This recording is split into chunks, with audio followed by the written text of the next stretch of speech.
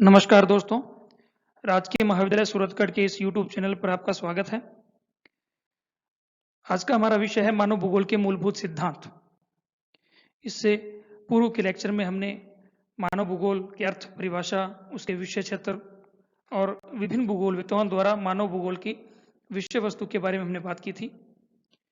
तो आज हम बात करने जा रहे हैं मानव भूगोल के मूलभूत सिद्धांतों के बारे में। जो मानव भूगोल के मूलभूत सिद्धांत, मानव भूगोल जो है वो पृथ्वी तल पर मानव और पर्यावरण पृथ्वी तल पर मानव और पर्यावरण के आपसी संबंधों का अध्ययन करता है। यानी मानव भूगोल की विषय वस्तु के दो प्रमुख पहलू हैं, एक है मानव और दूसरा पर्यावरण। और इस पृथ्वी तल पर रहते हुए मानव जो है वो अपने पर्यावरण के साथ विभिन्न प्रकार की अंतर्क्रियाएं करता है और पर्यावरण भी उसको विभिन्न रूपों में प्रभावित करता है। तो इन दोनों के आपसी अंतर संबंधों का अध्ययन ही मानव भूगोल में करते हैं।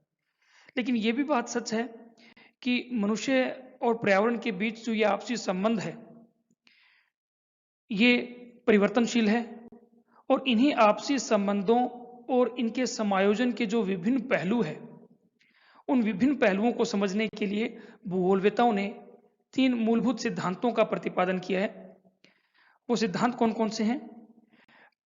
पहला सिद्धांत क्रियाशीलता या परिवर्तनशीलता का सिद्धांत, प्रिंसिपल ऑफ एक्टिविटी। दूसरा सिद्धांत पार्थिव एकता का सिद्धांत, प्रिंसिपल ऑफ टेरेस्ट्रियल यूनिटी। और तीसरा सिद्धांत है वातावरण समायोजन का सिद्धांत, प्रिंसिपल ऑफ इन्वायरमेंटल एडजस्टमेंट। तो आज हम इन्हीं तीन सिद्धांतों के बारे में बात करेंगे कि ये तीन सिद्धांत मानव भूगोल में किस प्रकार से कार्य करते हैं और विभिन्न भूगोलवेताओं ने इन सिद्धांतों पर कौन कौन से अपने विचार प्रस्तुत किए हैं। तो पहले बात कर लेते हैं क्रियाशीलता या परिवर्तनशीलता का सिद्धांत। क्रियाशीलता या परिवर्तनशीलता का सिद्धांत, इस सिद्धांत का प्रतिपादन जो है वो फ्रांस के भूगोलवेता जीन ब्रूंस ने किया था। फ्रांसीसी भूगोलवेता जीन ब्रूंस जो कि विडाल डी लाब्रांस के शिष्य थे और प्रमुख मानव भूगोलवेता फ्रांस में ही हुए, इन्होंने इस सिद्धांत का प्रतिपादन किया था। इनका ये मानना था, यानी जीन ब्रूंस ने ये कहा था कि हमारी पृथ्वी तल पर प्रत्येक वस्तु या तो बढ़ रही है या घट रही है।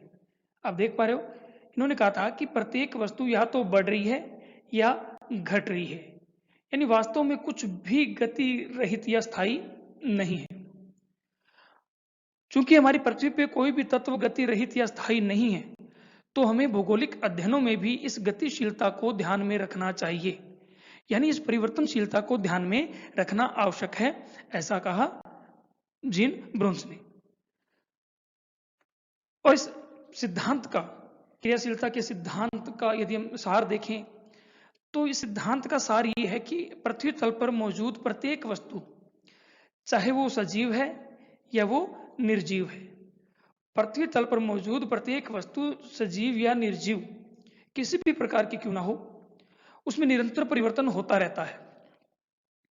कुछ परिवर्तन ऐसे होते हैं जो हमें तुरंत उनका आभास हो जाता है, लेकिन कुछ परिवर्तन ऐसे भी होते हैं जो कि हमें लंबे समय बाद दिखाई देते हैं। तो प्रत्येक वस्तु जो है उसमें परिवर्तन लगातार चल रहा है और प्रत्येक वस्तु जो है वो अपने उद्भव से लेकर, अपनी उत्पत्ति से लेकर अपने अंत तक निरंतर क्रियाशील रहती है। चाहे वो सजीव वस्तु है या निर्जीव वस्तु है, प्रत्येक वस्तु जो है वो अपनी उत्पत्ति से अंत तक निरंतर क्रियाशील रहती है और इसी दौरान वो स्वयं भी परिवर्तित होती है और उसके संपर्क में आने वाले अन्य तत्वों को भी परिवर्तित करती रहती है। ये एक सूत्र के द्वारा बताया गया कि प्रत्येक वस्तु, कोई भी वस्तु, उसकी उत्पत्ति, फिर उसका विकास और समाप्ति की प्रक्रिया ये हमेशा चलती रहती है, चाहे वो जीव हो या वो निर्जीव वस्तु हो, सब में ये प्रक्रिया चलती रहती है। जो सजीव वस्तु हैं उनमें तो आप सभी जानते हैं कि जीवन की कुछ अवस्थाएं होती हैं, ठीक उसी प्रकार से निर्जीव वस्तुओं में भी, जैसे कि पर्वत हो गए, ये पर्वत भी मानव की जीवन की अवस्थाओं की तरह युवा होते हैं, प्रौढ़ भी होते हैं, तो उनमें भी ये अवस्थाएं पाई जाती हैं। जैसे अरावली पर्वत जो है वो कभी हिमालय से भी ऊंचे हुआ करते थे, ऐसा माना जाता है, लेकिन आज घिसकर वो अवशिष्ट पर्वतों के रूप में बच गए हैं। और आगे आने वाले समय में ये प्रक्रिया लगातार चलती रहेगी, तो अरावली हो सकता है समाप्त भी हो जाए। तो अरावली की उत्पत्ति हुई थी, उसका विकास हुआ और वो समाप्त होने की और भी अग्रसर है। तो प्रत्येक वस्तु जो है वो इन अवस्थाओं के अनुसार अपना जीवन चलाती है। तो यानी सभी वस्तुओं में परिवर्तन होता रहता है, किसी न किसी रूप में छोटे या बड़े परिवर्तन चलते रहते हैं। यानी हम ये कह सकते हैं कि परिवर्तन जो है वो प्रकृति का नियम है। अर्थात प्रकृति में कोई भी तत्व जो है, कोई भी वस्तु जो है वो स्थायी नहीं है, वो किसी न किसी रूप में बदल रही है। हम सोचें कि रास्ते में पड़ा एक पत्थर जो है वो परिवर्तनशील नहीं है, ऐसा नहीं है, उसमें भी परिवर्तन होते हैं। यदि उस पत्थर के किसी भी चीज से ठोकर लगेगी, तो पहले तो जब ठोकर लगेगी तब वो टूटेगा, और जिसके साथ ठोकर लगेगी उसको भी तोड़ेगा, तो उससे उसका आकार छोटा हो गया। तो ये प्रक्रिया जब निरंतर चलती रहेगी तो वही पत्थर जो है वो टूट टूट कर मिट्टी में भी परिवर्तित हो जाएगा। तो इस प्रकार के परिवर्तन जो है वो इस पृथ्वी पर चलते ही रहे। चलिए, तो ये जो परिवर्तन पृथ्वी पर लगातार होते हैं, पृथ्वी के तल पर और पृथ्वी पर मौजूद विभिन्न तत्वों, चाहे वो जैविक है या अजैविक है, उनमें जो परिवर्तन होते हैं, इन परिवर्तनों को लाने वाली शक्तियां या कारक कौन कौन से हैं? तो पृथ्वी पर परिवर्तनकर्ता शक्तियां जो हैं उन्हें हम 3 भागों में बांट सकते हैं। पहली है भौतिक शक्तियां। भौतिक शक्तियां आप देख पा रहे हो अपनी स्क्रीन पर। जो भौतिक शक्तियां हैं उसमें पहला है पृथ्वी के ग्रहीय संबंध। यानी हमारी पृथ्वी जो है वो सौरमंडल के एक ग्रह के रूप में है। सौरमंडल के अन्य ग्रहों के साथ हमारी पृथ्वी भी एक ग्रह है।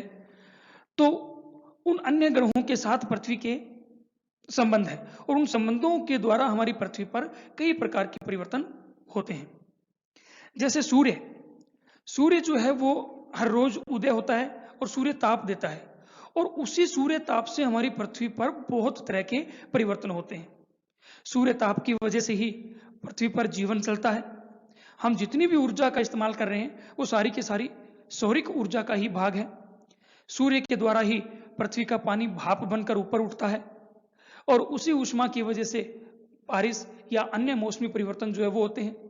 सूर्य के ताप के द्वारा ही पृथ्वी पर वायुदाब में अंतर आता है, कहीं वायुदाब ज्यादा तो कहीं वायुदाब कम, और उसके आधार पर ही पृथ्वी पर पवनें चलती हैं, आंधी तूफान आते हैं।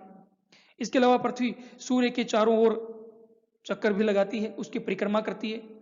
उस परिक्रमा के कारण ही पृथ्वी पर दिन रात का बनना, कभी मौसम परिवर्तन होना।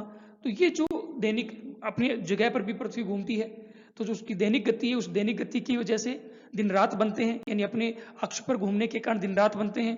और जो सूर्य के चारों ओर चक्कर लगाती है, उसकी वजह से हमारी पृथ्वी पर मौसम संबंधी यानी ऋतु परिवर्तन होते हैं। तो ये सारे के सारे जो है पृथ्वी के अन्य ग्रहों से संबंध है, जिसकी वजह से पृथ्वी पर तरह तरह के परिवर्तन होते हैं। फिर दूसरा है पृथ्वी की आंतरिक शक्तियां। इन आंतरिक शक्तियों की वजह से भी पृथ्वी पर लगातार परिवर्तन होते रहते हैं। जैसे भूकंप और ज्वालामुखी है, तो भूकंप और ज्वालामुखी जैसे ही आते हैं, हमारी पृथ्वी की सतह पर बड़े परिवर्तन होते हैं। इसके अलावा जो प्लेट विवर्तनिकी है, प्लेट टेक्टोनिक है, उसी प्लेट टेक्टोनिक की वजह से हमारी पृथ्वी पर तरह तरह की भू आकृतियों का निर्माण हुआ है। कहीं पर्वत बन गए, कहीं पठार बन गए, कहीं पर मैदान बन गए, कहीं गहरे सागर बन गए। तो ये जो विभिन्न भू आकार है, इनकी उत्पत्ति भी पृथ्वी की इन्हीं आंतरिक शक्तियों की वजह से हुई है। तो ये जो परिवर्तन है, ये परिवर्तन पृथ्वी की आंतरिक शक्तियों का परिणाम है। तो आंतरिक शक्तियां भी पृथ्वी पर परिवर्तन करती हैं। तीसरी जो शक्ति है वो है सौरिक शक्तियां। मैंने इसके बारे में आपको बताया अभी कि सूर्य की जो शक्ति है उसी की वजह से हमारी पृथ्वी पर जीवन चल रहा है। पौधे जो हैं उसी सौरिक शक्ति की वजह से ही बड़े होते हैं, और उनको हम भोजन के रूप में ग्रहण करते हैं। तो हमारी पृथ्वी पर सूर्य की जो शक्तियां हैं उनसे कई तरह के परिवर्तन होते हैं। नेक्स्ट, अगली भौतिक शक्ति जो है वो है गुरुत्वाकर्षण शक्ति। तो जो पृथ्वी की गुरुत्वाकर्षण शक्ति है उसके द्वारा भी पृथ्वी पर कई तरह के परिवर्तन होते हैं। गुरुत्वाकर्षण शक्ति की वजह से ही हमारी पृथ्वी पर जो ऊंचे भाग है, उन ऊंचे भागों से जल या बर्फ जो है वो नीचे की ओर खिसकती है। तो नदियों की उत्पत्ति उसी गुरुत्वाकर्षण शक्ति की वजह से होती है। इसी गुरुत्वाकर्षण शक्ति की वजह से कोई वस्तु जो हम ऊपर फेंकते हैं वो वापस नीचे गिरती है, यानी बारिश का गिरना, ओले गिरना, ये सब उस गुरुत्वाकर्षण शक्ति के कारण ही है। तो ये जो गुरुत्वाकर्षण शक्ति है ये भी पृथ्वी पर कई तरह के परिवर्तन लाती है। तो ये थी भौतिक शक्तियां जो हमारी पृथ्वी पर परिवर्तन करती हैं। तो इन भौतिक शक्तियों की वजह से हमारी पृथ्वी पर तरह तरह के परिवर्तन होते रहते हैं, तरह तरह की जो चेंजेस हैं वो आते रहते हैं। तो नेक्स्ट अगली जो परिवर्तनकारी शक्ति है वो है जैविक शक्ति। केवल भौतिक शक्तियां ही नहीं बल्कि जो जीव जंतु हैं, चाहे वो सूक्ष्म जीव हो या विशालकाय जीव हो, सभी जीव जंतु भी हमारी पृथ्वी तल पर विभिन्न प्रकार के परिवर्तन करते हैं। और ये जीव जंतु जो हैं ये परिवर्तन स्वयं तो करते ही हैं, लेकिन खुद भी उन परिवर्तनों के अनुसार बदलते रहते हैं। सूक्ष्म से जीव, हम चींटी से अगर हम बात करें तो चींटी जो है वो भूमि में बिल खोदती है। बिल खोदने के दौरान जो मिट्टी है वो बाहर उसका ढेर लगा देती है, हवा उस मिट्टी को उड़ाकर कहीं दूसरी जगह पर डाल देती है। तो चट्टान को तोड़कर चींटी ने मिट्टी का रूप दे दिया और वो बन गई आगे चलकर मृदा। इसी प्रकार बाकी के जो जीव जंतु हैं, जैसे गाय का हम एग्जाम्पल ले लेते हैं। गाय जो है घास खाती है। अब जब वो घास खाती है तो वो घास के क्षेत्र में चलती है तो अपने पैरों से रगड़ती है, तो उससे मिट्टी उखड़ती है, चट्टानें उखड़ती हैं, तो उससे वो मिट्टी बनती है। जब गाय घास खाती है तो भी घास के साथ, जड़ों के साथ जो मिट्टी है वो बाहर आती है, वो मृदा बनती है। तो इस प्रकार से बहुत से एग्जाम्पल है। चाहे कोई भी जीव हो, सभी प्रकार के जीव जंतु जो है वो प्रकृति में इस प्रकार के परिवर्तन करते ही रहते हैं। तो ये सारे जो परिवर्तन हैं जो जैविक शक्तियों द्वारा होते हैं वो हमें दिखाई भी देते हैं। और तीसरी जो शक्ति है जो पृथ्वी तल पर परिवर्तन लाने वाली शक्ति है वो है मानवीय शक्तियां। तो मानव जो है स्वयं एक भौगोलिक शक्ति के रूप में काम करता है। वो अपने पर्यावरण को प्रभावित करता है, अपने पर्यावरण में परिवर्तन करता है। मानव की सभ्यता की यदि हम बात करें तो प्रारंभ से लेकर आज तक मानव स्वयं कितना बदल गया है। पहले हम जो मनुष्य है, हमारे पूर्वज जो हैं वो जंगलों में रहते थे, गुफाओं में रहते थे, सीधे कंदमूल, फल, कच्चा मांस ये खाते थे। और आज की आधुनिक सभ्यता की यदि हम बात करें तो आज की आधुनिक सभ्यता कितनी विकसित हो गई है, कितनी डेवलप हो गई है। हमने पहिए का आविष्कार किया, हमने आग का आविष्कार किया। जो हमने प्राचीन समय में आविष्कार का सिलसिला शुरू किया था वो आज भी जारी है। और ये सब के सब पृथ्वी पर परिवर्तन लाने वाले ही स्वरूप हैं कि पृथ्वी पर मानव ने कैसे कैसे परिवर्तन किए। गुफाओं से निकलकर हमने मकान बना लिए। पहले पैदल जो हम यात्राएं किया करते थे, हमने अब परिवहन के साधन बना लिए, परिवहन के लिए सड़कें बना ली, रेल मार्ग बना लिए, वायुयान के साधन बना लिए, हमने जलयान के द्वारा हम यात्राएं करते हैं। तो हमने ये पृथ्वी पर परिवर्तन किए। जहां मरुस्थल थे वहां पर हमने नहरें निकालकर खेती शुरू कर दी है। जहां पर बंजर भूमि थी उसका भी इलाज करके हमने खेती शुरू कर दी है। हमने इंडस्ट्री स्थापित की है, हमने पुल बनाए हैं, हमने ऊंचे ऊंची गगनचुंबी इमारतें बनाई हैं। ये सब पृथ्वी में परिवर्तन के ही उदाहरण है। तो मानव जो है वो निरंतर पृथ्वी पर परिवर्तन करता रहता है और एक प्रमुख भौगोलिक शक्ति के रूप में ये मौजूद है।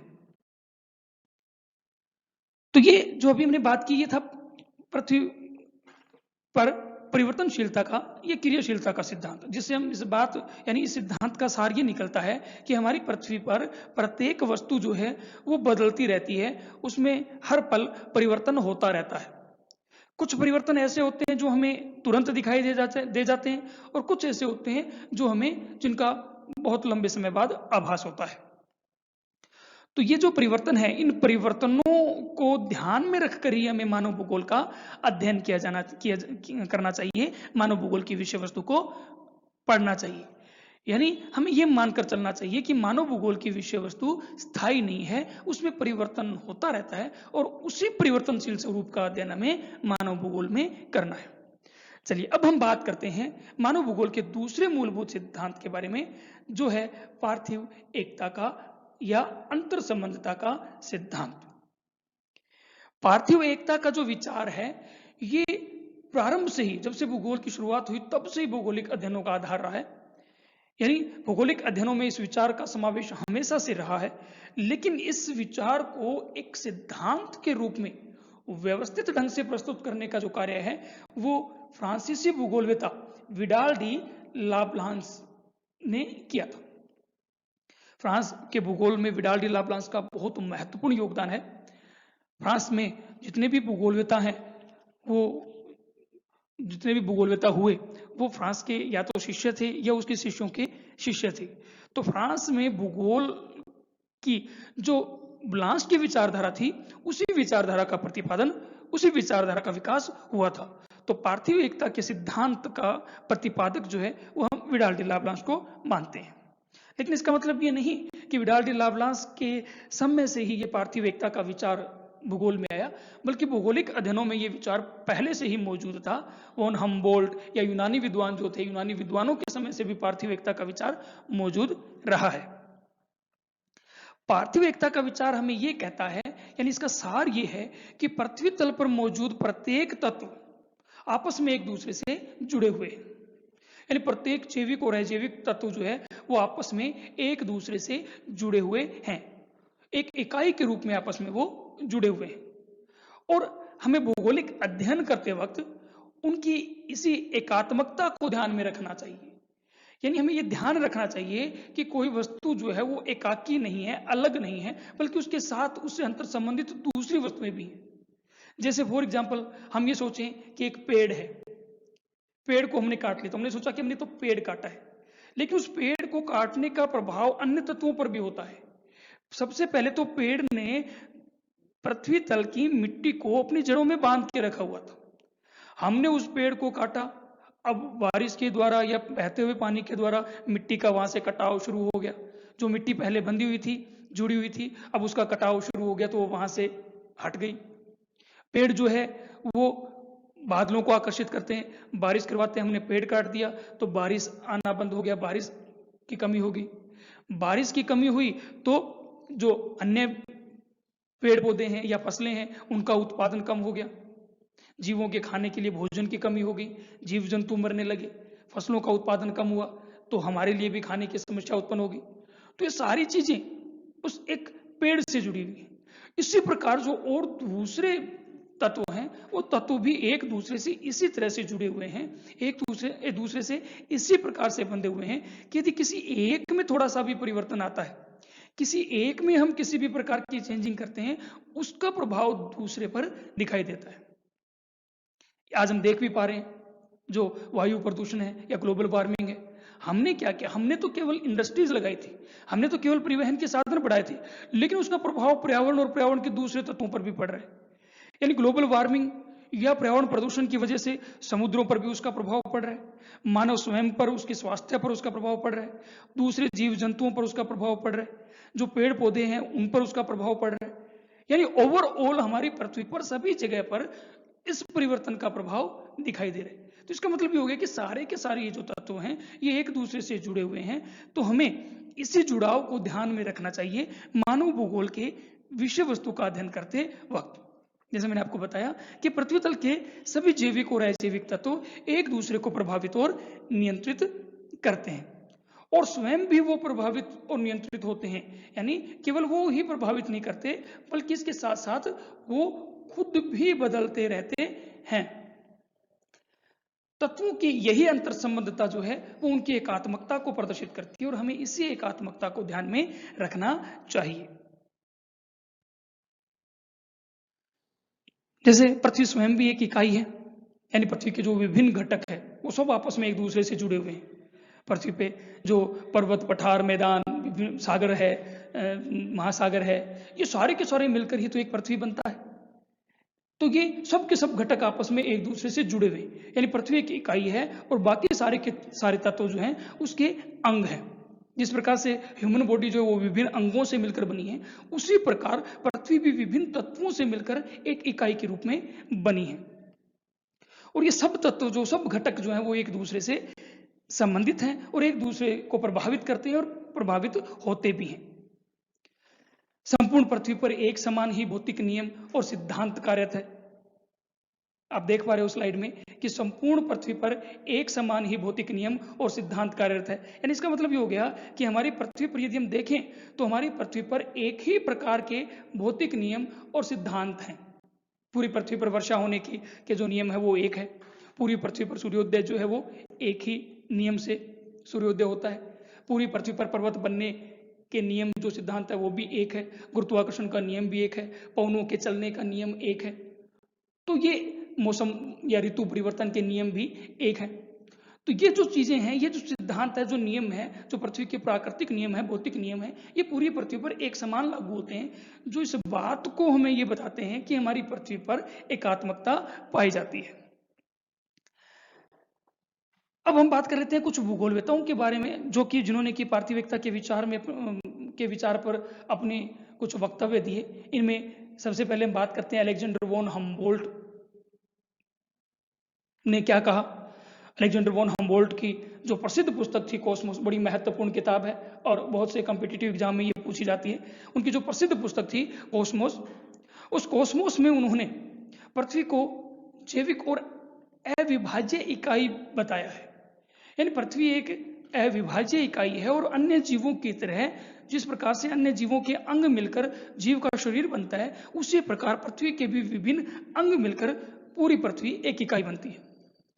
तो वो मानते हैं कि हमारी पृथ्वी पर एक संपूर्ण प्रकृति में एक ध्रुव से दूसरे ध्रुव तक एक ही आत्मा व्याप्त है।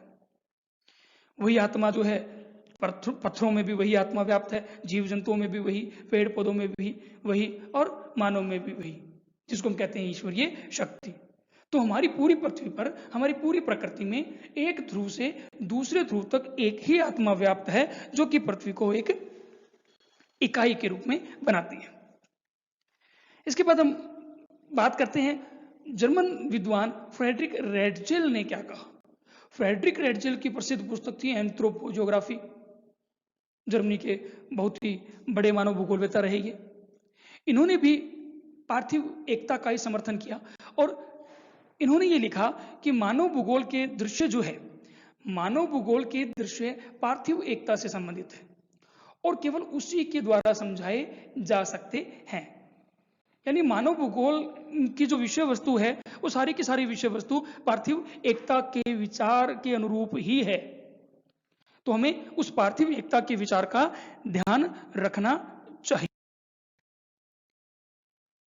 जो फ्रांसीसी भूगोलवेता थे विडाल डी लाब्लांश, हालांकि विडाल डी लाब्लांश जो थे वो जीन ब्रून्स से थोड़ा अपोजिट विचारधारा रखते थे, लेकिन ये भी पार्थिव एकता के विचार में विश्वास करते थे। और मैंने जैसा आपको पहले बताया कि पार्थिव एकता के विचार का जनक इन्हें ही माना जाता है। तो ये भी मानते थे कि प्रकृति में, पृथ्वी पर पार्थिव एकता पाई जाती है। इनकी प्रसिद्ध पुस्तक एजेंट जो थी, उसमें उन्होंने पार्थिव एकता के विचार को प्रतिपादित करते हुए या पार्थिव एकता के विचार को स्पष्ट करते हुए लिखा है कि संपूर्ण भौगोलिक प्रगति में प्रमुख विचार पार्थिव एकता का विचार ही है। यानी भूगोल के संपूर्ण विकास में पार्थिव एकता का विचार हमेशा से ही विद्यमान रहा है। और फिर वो आगे कहते हैं कि पृथ्वी के सभी अंग किसी न किसी रूप में जुड़े हुए हैं। प्रत्येक जो घटक है पृथ्वी के, वो आपस में एक दूसरे से जुड़े हुए हैं और जहां पर ही घटनाएं, आगे वो कहते हैं, जहां पर ही घटनाएं निश्चित क्रम का अनुसरण करती हैं। यानी प्रत्येक अंग जो है वो आपस में जुड़े हुए हैं और प्रत्येक परिघटना जो है वो एक निश्चित क्रम में ही होती है। चाहे दिन का बनना हो, चाहे वर्षा का होना हो, चाहे जो है बादलों का बनना हो या पर्वतों का बनना हो या और किसी भी प्रकार का जो घटनाक्रम है जो पृथ्वी पर घटित होता है, उसका एक निश्चित क्रम होता है और उसी निश्चित क्रम में वो होती हैं। तो ये सारी जो परिघटनाएं हैं, तो ये यही बताती है कि मानव भूगोल की सारी परिघटनाएं पार्थिव एकता से संबंधित है और केवल उसी के द्वारा ही इनकी व्याख्या की जा सकती है। ऐसा विडाल डी लाब्लांस ने कहा। तो विडाल डी लाब्लांस भी पार्थिव एकता के विचार का समर्थन करते थे, बल्कि प्रतिपादक थे और ये मानते थे कि पृथ्वी पर यह पार्थिव एकता भौगोलिक अध्ययनों में होनी चाहिए। ब्लांस के ही शिष्य हुए जीन ब्रूस, ये भी प्रमुख मानव भूगोलवेता रहे। ये भी पार्थिव एकता के विचार का समर्थन करते थे और इन्होंने लिखा कि विभिन्न शक्तियां विभिन्न दशाओं के अंतहीन अंतर संबंधों के कारण परस्पर घनिष्ठ रूप से बंधी हुई है। जो पृथ्वी पे विभिन्न शक्तियां हैं वो सारी की सारी एक दूसरे से जुड़ी हुई हैं और यही जुड़ाव जो है पार्थिविकता को स्पष्ट करता है। तो हम इस बात पर पहुंचते हैं कि हमारी पृथ्वी पर मौजूद जो वातावरण के प्रकृति के तत्व हैं, चाहे वो भौतिक है या वो मानवीय है, वो एकाकी नहीं है बल्कि वो दूसरे तत्वों के साथ जुड़े हुए हैं। दूसरे तत्वों के साथ उनका अंतर संबंध है और वो एक दूसरे को प्रभावित और नियंत्रित करते हैं, खुद भी बदलते हैं, दूसरे तत्वों को भी बदलते हैं। तो हमें ये ध्यान में रखना चाहिए कि ये सारे तत्व जो एक दूसरे से जुड़े हुए हैं, इनके इसी जुड़ाव यानी इनकी इसी एकात्मकता का अध्ययन हमें भौगोलिक अध्ययनों में करना चाहिए। चलिए, अब तो ये हुआ पार्थिव एकता का सिद्धांत। तो आप समझ गए होंगे कि पार्थिव एकता का मूल विचार यही है कि पृथ्वी के प्रत्येक जैविक और अजैविक, भौतिक और मानवीय तत्व एक दूसरे से जुड़े हुए हैं और ये जुड़ाव जो है यही एकात्मकता है और इसी एकात्मकता का अध्ययन हमें मानव भूगोल में करना चाहिए। तीसरे सिद्धांत की हम बात करते हैं। तो तीसरा जो सिद्धांत मानव भूगोलवेताओं ने प्रस्तुत किया वो है वातावरण समायोजन का सिद्धांत। अगर हम देखें तो हमारी पृथ्वी तल पर, पूरी पृथ्वी पर अलग अलग क्षेत्रों में अलग अलग प्रकार के प्राकृतिक और सांस्कृतिक वातावरण पाए जाते हैं। यानी हमारी पृथ्वी विविधताओं से भरी हुई है। कहीं पर प्राकृतिक कंडीशंस जो हैं वो अलग हैं, तो कहीं दूसरी जगह पर प्राकृतिक कंडीशंस अलग होंगी। कहीं ऊंचे ऊंचे पर्वत मिलते हैं तो कहीं पर समतल मैदान भी मिलते हैं। इसी प्रकार सांस्कृतिक तत्वों में भी भिन्नता मिलती है। कहीं पर मनुष्य जो है वो आदिम जीवन व्यतीत कर रहा है तो कहीं अत्याधुनिक नगरों में वो निवास कर रहा है। तो हमारी पृथ्वी तल पर भिन्न भिन्न क्षेत्रों में प्राकृतिक और सांस्कृतिक तत्वों की भिन्नताएं पाई जाती हैं, विविधताएं पाई जाती हैं और मानव जो है वो इन भिन्नताओं को ध्यान में रखकर अपने जीवन यापन हेतु अपने वातावरण के साथ समायोजन करता है। मानव इस पृथ्वी तल पर अपने जीवन यापन हेतु अपने वातावरण के साथ समायोजन करता है। यानी जीवन यापन के लिए वो अपने वातावरण को कुछ इस प्रकार से उसका उपयोग करता है कि उसका सुचारू ढंग से, सही ढंग से जीवन यापन हो सके। तो यही वातावरण समायोजन कहलाता है। वातावरण के जो ये भिन्नता है जो पृथ्वी तल पर पाई जाती है, उसी भिन्नता की वजह से जो विभिन्न प्रदेशों के अलग अलग क्षेत्रों के जो लोग हैं, उन लोगों के शारीरिक लक्षण, उनके रहन सहन, उनके खान पान, उनके रीति रिवाज, आर्थिक और सामाजिक या सांस्कृतिक उनकी गतिविधियां या कार्य, इन सब में भिन्नताएं पाई जाती हैं। यानी वातावरण के अनुसार ही मनुष्य अपने वातावरण के साथ जो दशाएं हैं वातावरण की, उसके साथ वो अपना व्यवहार करता है और उसी व्यवहार के अनुरूप जो है उसकी जीवन शैली का निर्माण होता है। तो उसकी जीवन शैली, उसकी शारीरिक लक्षण जो है वो उसके वातावरण के अनुरूप ही होते हैं और उसी के अनुरूप जो है वो ढालता है अपने आप को अपने वातावरण के अनुसार और या परिवर्तन करता है जिससे कि वो अपना जीवन यापन सही ढंग से कर पाए। अर्थात पृथ्वी तल पर क्षेत्रीय भिन्नताओं का सर्जन होता है और इस क्षेत्रीय विभिन्नताओं का जो प्रमुख कारण है वो प्राकृतिक शक्तियों के साथ साथ मानव द्वारा वातावरण समायोजन भी है। यानी प्राकृतिक शक्तियां और जैविक शक्तियां जो है ये तो पृथ्वी तल पर परिवर्तन लाती हैं, विभिन्न प्रकार की भिन्नताओं का निर्माण करती हैं, लेकिन मानव स्वयं भी जो है वो वातावरण समायोजन के दौरान पृथ्वी और पर्यावरण में तरह तरह के परिवर्तन करता है।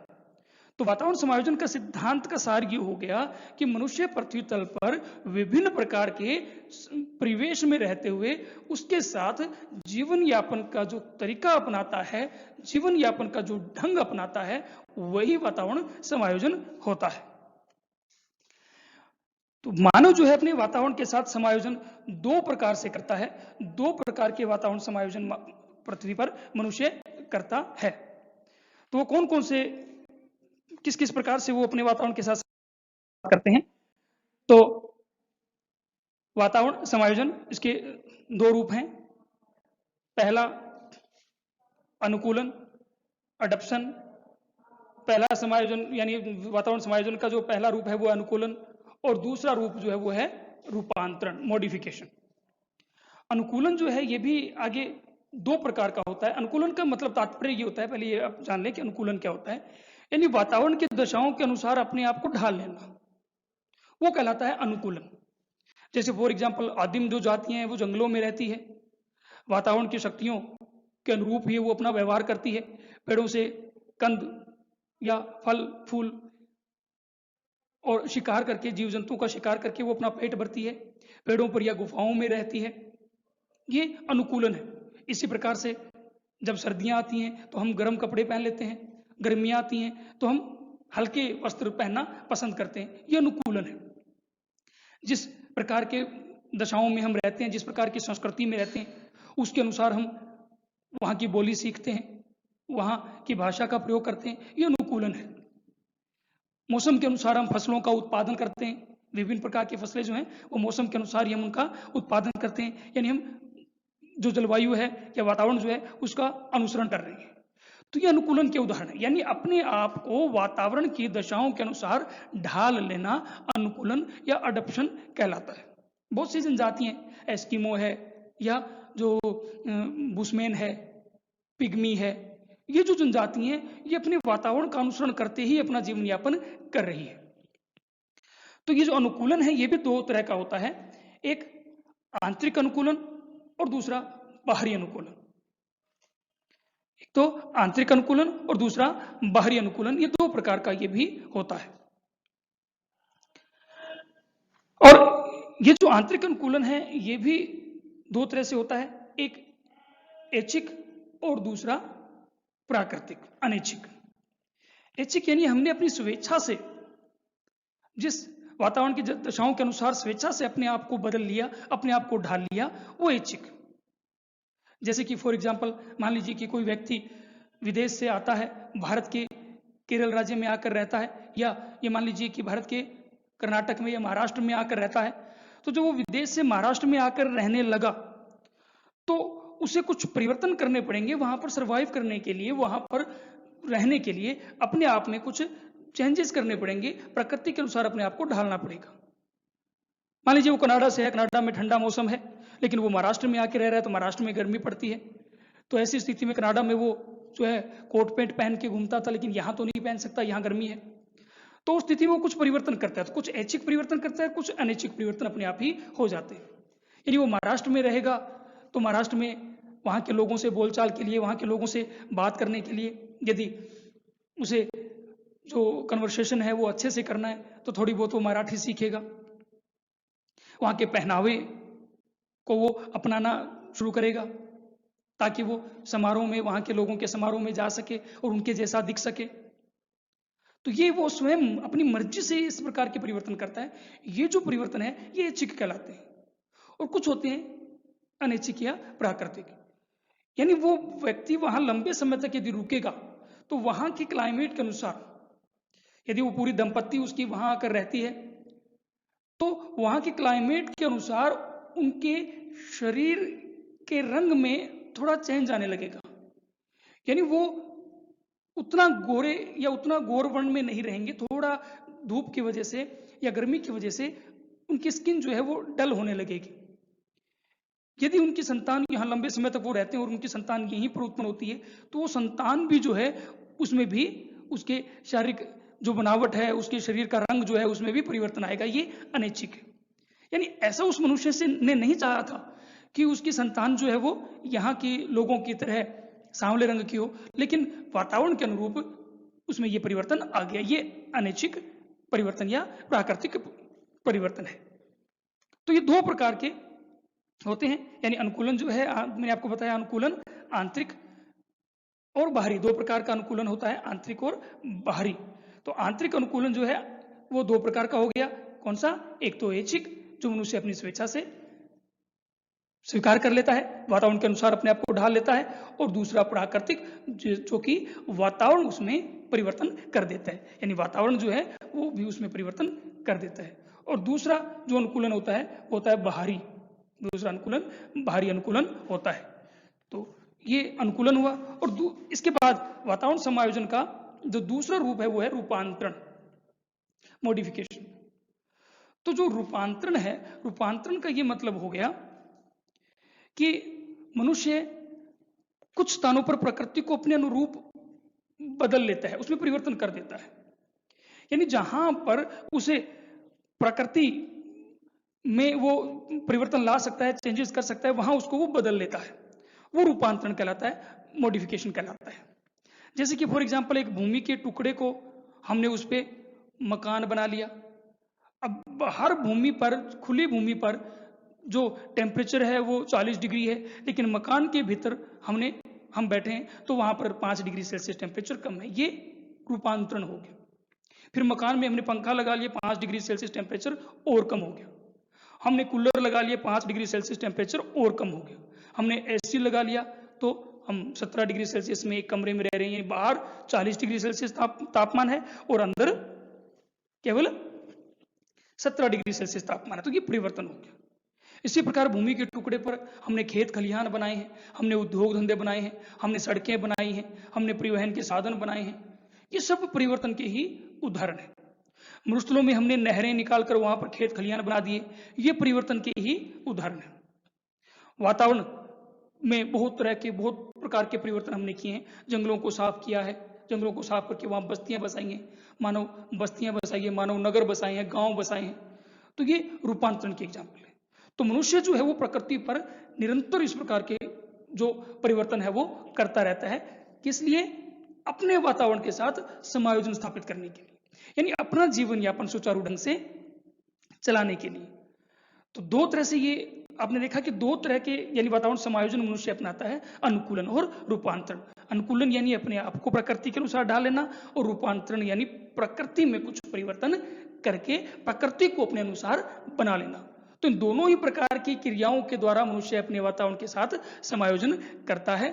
और मानव भूगोल में हमें मानव भूगोल की विषय वस्तु का अध्ययन करते वक्त ये वातावरण समायोजन का सिद्धांत भी ध्यान में रखना होता है। और बहुत से एग्जाम्पल अनुकूलन और रूपांतरण के बहुत से एग्जाम्पल आप दे सकते हो, बहुत से एग्जाम्पल समझ सकते हो। तो जितने ज्यादा एग्जाम्पल देंगे लेक्चर उतना ज्यादा बड़ा होगा। तो ये सारे के सारे जो हमने 3 ये किए, ये मानव भूगोल के मूलभूत सिद्धांत है। कौन कौन से हो गए? क्रियाशीलता या परिवर्तनशीलता का सिद्धांत, दूसरा पार्थिव एकता का सिद्धांत, और तीसरा वातावरण समायोजन का सिद्धांत। तो ये जो 3 मूलभूत सिद्धांत है मानव भूगोल के, मानव भूगोल की विषय वस्तु का अध्ययन करते वक्त हमें इन 3 मूलभूत सिद्धांतों को ध्यान में रखना होता है। धन्यवाद। उम्मीद है कि आपको ये लेक्चर पसंद आया होगा। तो आप प्लीज लाइक और सब्सक्राइबर का बटन जरूर दबाएं और हमसे जुड़े रहें इसी प्रकार की जानकारी के लिए। धन्यवाद।